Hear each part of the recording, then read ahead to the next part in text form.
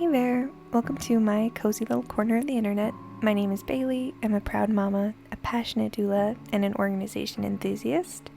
Here we're about embracing the beautiful chaos of motherhood and life, finding joy in the journey, and creating spaces that reflect the peace and harmony that we all crave in our lives. Today's cleaning motivation starts with a fun one.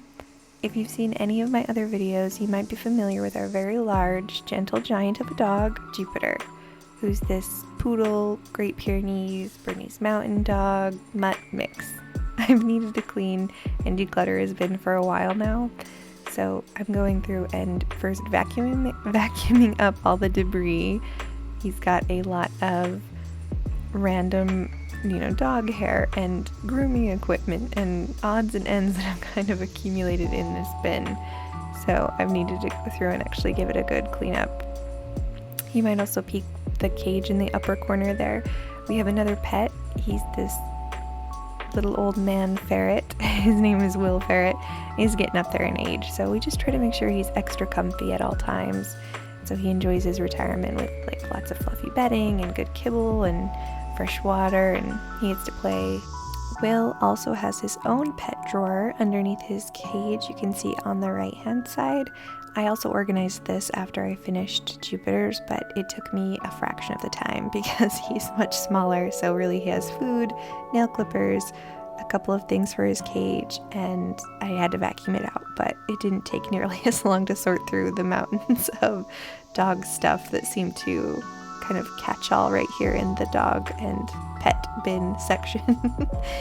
But this just took a little bit of time, but it looked so good at the end.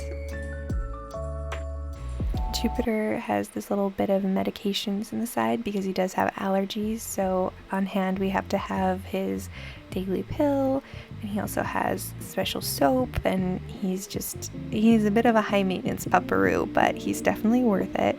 And then I also have his grooming equipment. I've just decided to organize into one section, and then I removed all of his outfits. So Halloween, he also had a couple of bandanas that I put in his bin in the garage. Next, I decided to tackle something I've been doing lately, which is these daily rituals. So I've found that implementing these two things has made a huge impact in my overall outlook for the day and how accomplished that I feel.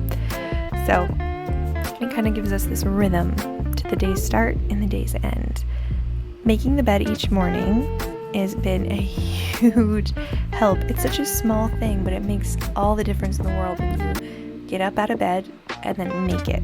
That way it's done. You can't crawl under the covers. You can't delay the start of the day, which is kind of my first inclination after being up with the baby in the night, just because that happens. But taking the time to give yourself that little bit of luxury of, okay, I've got the bed made, I'm not going to have to worry about this again. And it also sets you up for later in the night, after you've finished with your day, you can crawl into a clean, well-made bed. And you don't have to worry about, shaking anything off or going through and getting maybe pajamas that got lost in the covers, anything like that. It makes a huge difference. So I spend, just a couple minutes every morning making the bed, and I've got to say, I would highly recommend it if you're trying to start your day off right. Give it a whirl and then tell me if it makes a difference for you, if you found that it's helpful in any way. I'd love to hear about it. The other part of the ritual that I've been trying to implement is to not start the day on my phone. I've got to say I'm still working on this one, but I have been plugging it into the kitchen, and it's made a big difference in my attitude as well, not starting first thing in the morning by scrolling, which I think is a habit that we all kind of tend to have. So taking a break makes a difference.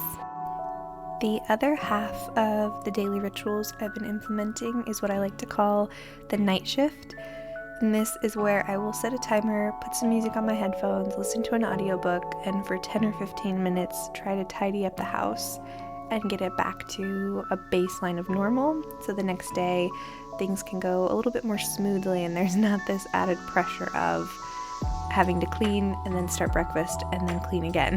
It's just kind of more of a phase one, which is funny because Jordan likes to clean in the morning and I'm definitely more someone who likes to clean in the evening. So we balance each other out pretty well. that will kind of conclude today's video. Hopefully, if you try these rituals, the morning and the night, you can kind of see a difference in how your days go. But I want to thank you so much for joining us as we unlock the measure of a more joyful life.